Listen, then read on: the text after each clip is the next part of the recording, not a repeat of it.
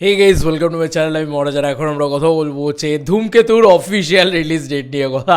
ভাই, এবার সত্যি বলছি, আমি না এই রানা সরকারকে বিশ্বাসও করতে পারি না 200%।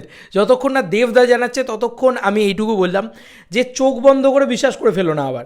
কারণ যা সব লেখালেখি করছে না, মানে তামান্না ভাটিয়া সিঙ্গেল হয়ে গেছে বলে সে খুব আনন্দে ঘুমোতে পারবে, এটা সত্যি কথা। এটা মানে ছেলেদের মনের কথা বলে দিয়ে গেছে রানা সরকার।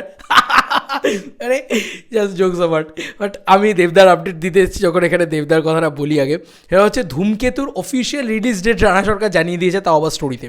এবং থ্যাঙ্কস টু দেভিয়ান্স, তারা পুরো একদম মানে হয় না, একদম রেডি হয়ে আছে। তো এইটা দেখা যাক যে কী হয় না হয়। তবে এটা আগে কে জানিয়েছে আমি তোমাদেরকে আগে বলে দিই। আকাশ সিংহ রায়ও আমাকে জানিয়েছে, পাঠালো। আচ্ছা, প্রথমত যেটা মানে এটা এটা খুব এক্সাইটিং একটা বিষয়, ঠিক আছে। এবং বলে রাখি, কালকে কিন্তু অনুপম রয় নিজে গান রেকর্ডিংয়ে গিয়েছিলেন ধূমকেতুর। তো এটা একটা দারুণ বিষয়। এবং 2025 সালে সত্যিই কি দাদার তাহলে 3টে ছবি রিলিজ হচ্ছে? আমার কাছে যতটুকু যে আপডেট ছিল যে দাদার 2025 সাল লকড। দাদা হয়তো বছরের শুরুর দিকে আর কিছু নিয়ে আসবেন না। পরবর্তীতে 2026 সালে দুর্গাপুজোয় হয়তো ধূমকেতু শিফট হতে পারতো, কিন্তু না। এখন যেটা জানা যাচ্ছে সেটা হচ্ছে যে কত কত তারিখ কত তারিখ এক্সাইটমেন্ট লাফাতে পারবে তো এক্সাইটমেন্টে। চলো রানা সরকারের অফিসিয়াল পেজ দেখো। এইটা হচ্ছে 72,000-এর সেই রানা সরকারের অফিসিয়াল পেজ। চলে যাই সেই স্টোরিতে। এবং এটা কিন্তু আবারও বলছি, এটা কিন্তু অফিসিয়াল কোনো ইয়ে না। এই যে এই যে দিস ইজ দ্য ডেট। এবং এটা একটা হোয়াটসঅ্যাপ এরিয়াতে। এবার এটা কি দেবদার সাথে কথোপকথনের জাস্ট মানে just 16th May will release the film. এটা কিন্তু দেবদা 6:16 সম্ভবত দেবদার সঙ্গে কি না অন্য কারুর, তো আমি জানি না। মানে সে দেখো এখানে হোয়াটসঅ্যাপে একটা লোক যেই হোক তিনি লিখেছেন 16th May will release the film. এবং সেখানে রানা সরকার হাতের এরকম দিয়েছে, তো বোঝা যাচ্ছে যে দুজনের দিক দিয়ে কত চালাচালি হয়েছে। এবার সেটা দেবদা কি না জানি না, আমি বলতে পারছি না। যতক্ষণ না দেবদার তরফ থেকে অফিসিয়াল কোনো অ্যানাউন্সমেন্ট আসছে বা পোস্ট আসছে, আমরা কিচ্ছু বলতে পারি না।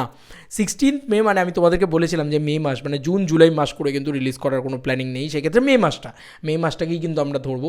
এবং মে মাসে যেহেতু গরমকাল, ওই টাইমটাতে মানে এমনি বাংলা ছবি চলে ভালো। এবং ওই সময় আমার বস এবং আরও কিছু ছবি রয়েছে, সেই সব ছবি কিন্তু নচ করে দেবে, আমি এইটুকু বলতে পারি, যদি একবার ধূমকেতু চলে আসে।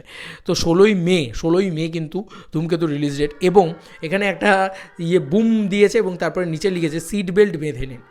তো রানা সরকার এই কথাটা লেখার পরে আমি তো চূড়ান্ত এক্সাইটেড হয়ে গেছি। তারপরেও ভুললে চলবে না, উনি রানা সরকার, তাই উনি যা হোক তা হোক লিখতে পারেন। কার সাথে কার চ্যাট ফ্যাট সব মানে চ্যাট পর্যন্ত দিয়ে দিচ্ছে ভাই এই লোকটা।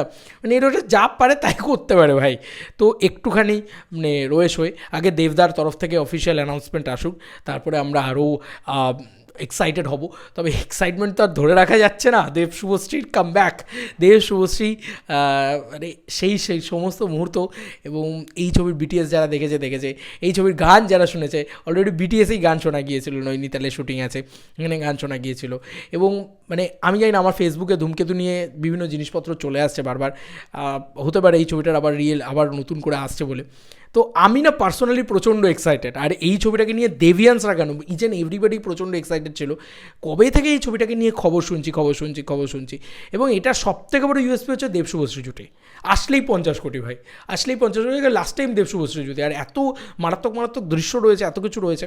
এবং এটা একটা বড় বাজেটের ছবি, এটাও তোমাদেরকে বলে দিলাম।